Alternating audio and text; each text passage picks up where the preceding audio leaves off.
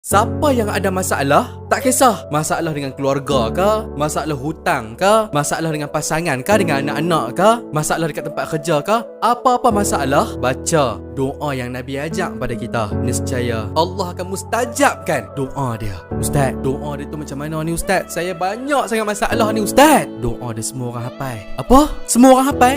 Ya, semua orang hafal, saya yakin. Okey Ustaz, kami tak sabar nak baca ni. Sebelum tu, tekanlah dulu butang share, butang repost, copy link masuk dalam grup, sebarkan video ni sebanyak yang mungkin. Manalah kita tahu dekat luar sana ramai sangat orang yang hidup dia penuh dengan masalah. Bagi video ni dekat family kita. Kita tak tahu ibu bapa kita tengah mengalami masalah, suami kita, isteri kita, anak-anak kita, mereka semua ada masalah, kita tak tahu. Dan jangan lupa jiran-jiran kita dan semua umat Islam yang dekat luar sana nah. Dah share dah, dah repost dah.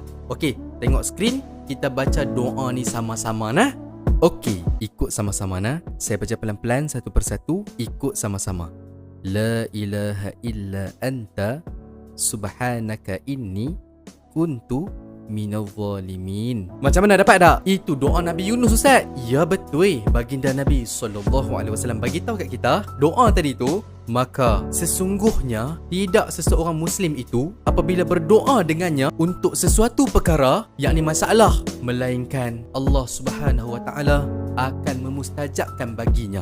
Hadis riwayat Imam Tirmizi. Hadis ni kategori tinggi juga tau, kategori hasan. Boleh dapat nah. Semoga Allah Taala berikan kepada kita semua yang tengah tengok video ni, yang share video ni, yang sebarkan video ni, ahli keluarga kita dan semua umat Islam, Allah bagi dekat kita jalan keluar daripada segala masalah-masalah kita. Allah bagi ketenangan dalam hati kita, selesaikan masalah kita. Amin ya rabbal alamin. Komen amin kat bawah, sebarkan video ni sebanyak yang mungkin. Mantap, terima kasih.